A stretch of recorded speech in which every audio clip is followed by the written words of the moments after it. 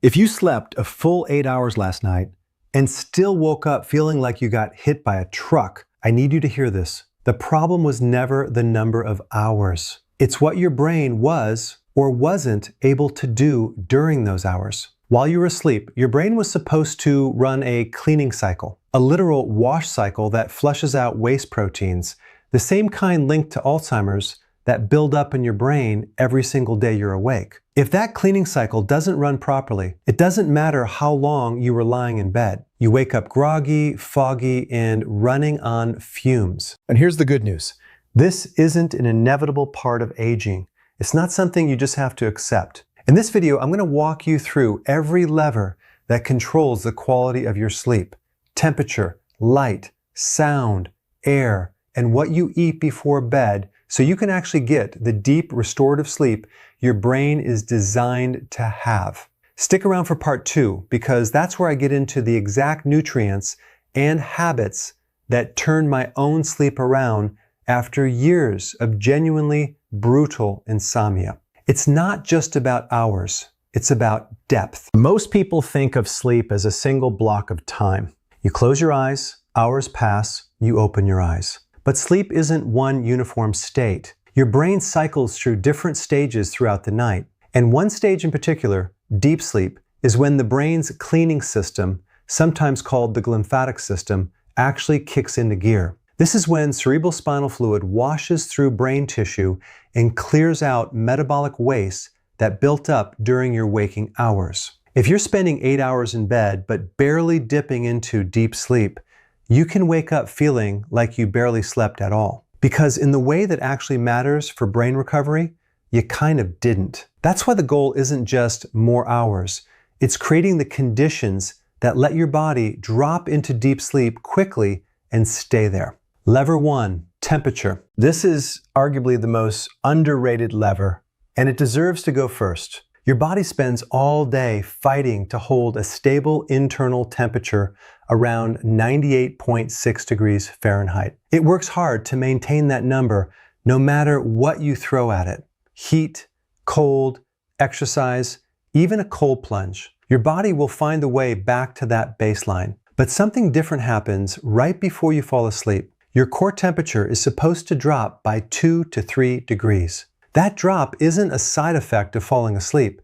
It's actually one of the triggers that helps initiate sleep in the first place. Knowing that, the practical takeaway is simple. Keep your bedroom cooler than you probably think you should. A range of roughly 60 to 67 degrees Fahrenheit works well for most people, with 65 degrees Fahrenheit being a solid target for the average sleeper. If that sounds too cold, the fix isn't to warm up the room, it's to add another blanket. A cooler room lets your core temperature drop the way it's supposed to, while extra blankets keep you comfortable on the surface. There's also a counterintuitive trick that works well here. Taking a warm shower or bath about 90 minutes before bed. Warm water causes your blood vessels to dilate, which pulls heat toward your skin's surface. Once you get out, you lose that heat faster and your core temperature rebounds downward, right around the time you're heading to bed. Adding Epsom salt to a bath can layer in some added magnesium absorption to the skin as a bonus. One detail people often miss: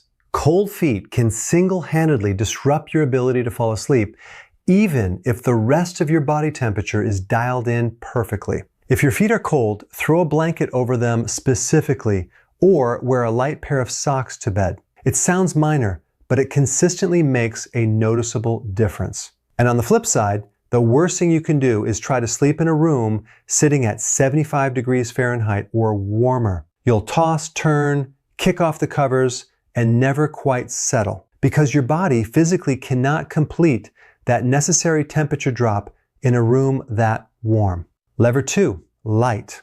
Light is the next major lever, and it works through its effect on melatonin, the hormone that helps signal to your brain that it's time to wind down. Bright light, especially blue light, in the hours before bed can meaningfully delay melatonin release, pushing your entire sleep timeline later, even if you're lying in bed at your normal hour. The practical fix is to start dimming your environment 2 to 3 hours before bed. I know the obvious pushback here is television. A lot of people wind down by watching TV, and that's a hard habit to give up entirely. If you're going to do that, keep every other light in the room off and consider wearing a pair of amber or orange tinted glasses that filter out blue light specifically. It sounds like a small thing, but people who try this often report getting noticeably drowsy faster than they expect. It's also worth doing a sweep of your bedroom for small light sources you don't usually think about. A cable box standby light,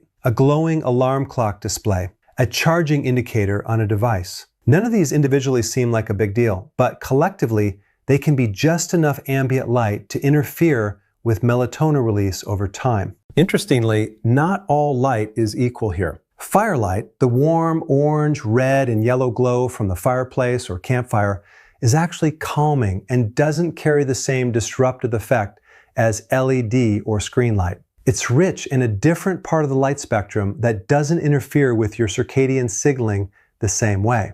The real culprit is the blue heavy light coming from phones, tablets, computer screens, and most LED lighting. A personal note on why this matters. I want to be upfront that a lot of what I'm sharing here didn't come from the textbook first. It came from personally going through nearly every sleep problem you can imagine. There were stretches where I genuinely didn't sleep a single second through the night, just lying there, wide awake, listening to the rest of the house sleep peacefully while I watched the clock tick toward morning, knowing the next day was going to be rough. I went through periods of restless leg syndrome that would wake me up in the middle of the night, forcing me to get up and move just to settle my legs down. I dealt with episodes of what felt like air hunger, a sense that I couldn't get a full, satisfying breath, even though nothing was physically wrong. That period is exactly what pushed me to dig into the research behind each of these levers, test them on myself, and figure out which ones actually moved the needle versus which ones were just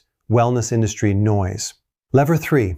What you eat before bed. For a long time, my own sleep problems were tied directly to what I was eating in the evening. I was a nighttime snacker, and my go-to was ice cream, a dense hit of refined sugar and carbohydrates right before lying down. Here's the mechanism. Eating refined carbohydrates causes a spike in blood sugar. Since you're not eating again for the next 7 or 8 hours, that spike is followed by a swing back down and often an overcorrection, where blood sugar dips low enough to trigger a stress response in the middle of the night. In my case, I was often more awake and alert at 2 or 3 a.m.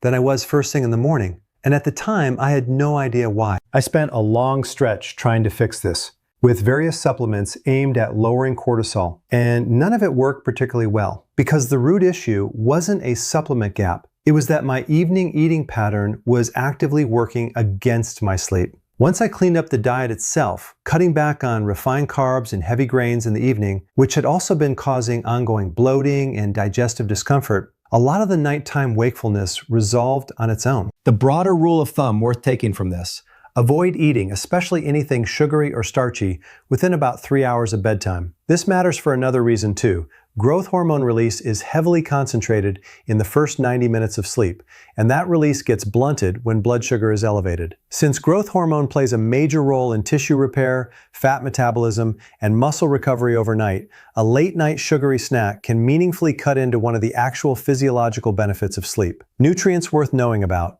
Once the dietary piece was addressed, a few specific nutrient gaps turned out to matter a lot for me personally, and they show up consistently in sleep research as well. Magnesium was a big one. I didn't realize how deficient I was until I started supplementing it and noticed how much it helped release tight, tense muscles that had been quietly keeping me from settling into sleep. Magnesium plays a role in calming the nervous system, and a deficiency can show up as muscle tightness, restlessness, or general difficulty winding down. Vitamin B1, thiamine, is another one worth knowing about, particularly if your mind tends to race right before bed, or if you experience vivid, unsettling dreams or nightmares. B1 has a specific relationship with the type of excessive thinking pattern that keeps people mentally wired at night. And it's also linked to restless leg symptoms. Importantly, B1 doesn't function well in the body without adequate magnesium. The two work together, so addressing one without the other often falls short. Glycine is the third one. Taking around 3 grams before bed has been used as a sleep aid in some research. A convenient way to get both magnesium and glycine at once is through a supplement called magnesium glycinate, which combines the two into a single dose. Caffeine and alcohol are worth a direct mention too. Caffeine has a long half-life, and your liver needs real time to fully clear it from your system. So a coffee, even in the mid-afternoon, can still have an active presence in your bloodstream well into the evening for a lot of people. Alcohol, despite the common belief that it helps you fall asleep, tends to fragment sleep quality later in the night and interferes with the deeper stages of sleep specifically. Lever 4. Sound. Complete silence doesn't relax the brain the way most people assume it does. In some cases, total silence can actually register as a subtle threat signal, which is part of why some people struggle with insomnia in an environment that's dead quiet. This is a big part of why white noise, a fan, the sound of rain, static, or a dedicated white noise machine works well for a lot of people. The key isn't the specific sound, it's consistency. A steady, unchanging background sound helps mask sudden noise spikes that would otherwise jolt you toward wakefulness. Earplugs are another simple option worth trying. They don't create total silence, but they buffer sudden noise, a door closing, a car outside, a housemate moving around, enough to prevent those sounds from pulling you out of deeper sleep stages. Lever 5.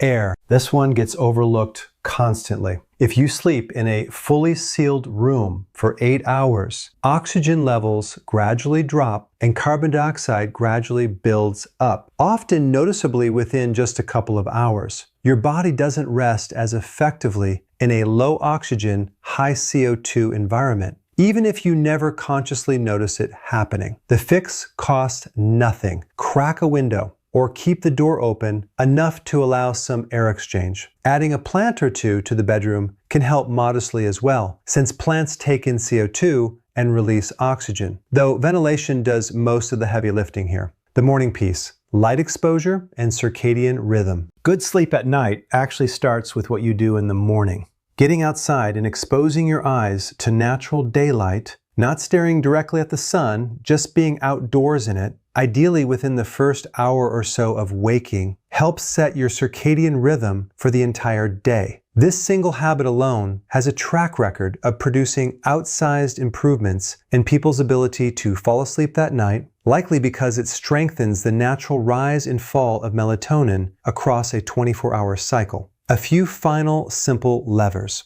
A handful of smaller factors round out the picture. If you find yourself craving salty food in the evening, that can be a genuine signal. Inadequate sodium intake can drive cortisol upward, which works against your ability to relax into sleep. Adding a bit more salt to your last meal of the day, or simply not restricting sodium too aggressively, can noticeably help some people fall asleep more easily. Once you're actually in bed, slow nasal breathing, inhaling for around 4 seconds and exhaling for around 4 seconds is a simple way to directly influence your nervous system and shift your body toward a calmer, more parasympathetic state. And finally, keep your phone out of the bedroom, or at minimum away from your head, both to remove one more source of light and notification-driven disruption, and to reduce your proximity to electromagnetic fields overnight, which some people are more sensitive to than others.